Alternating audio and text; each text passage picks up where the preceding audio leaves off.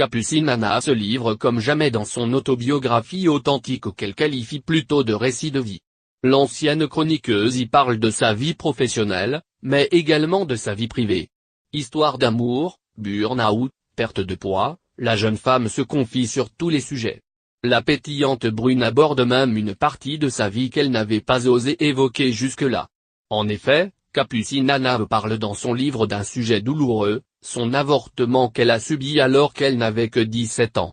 C'était un sujet important, j'étais tellement contre.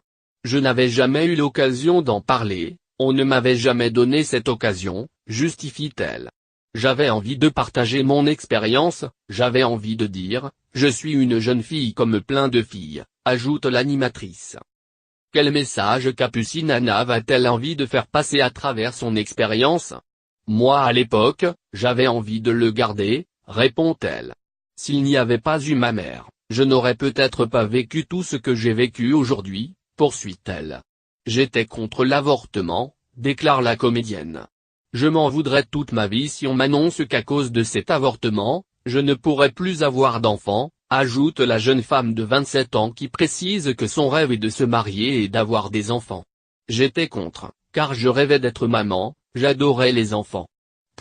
Je disais que c'était inadmissible, on ne pouvait pas enlever la vie d'une personne qui n'a rien demandé, continue-t-elle. J'assume d'avoir avorté, indique toutefois Capucine Anna.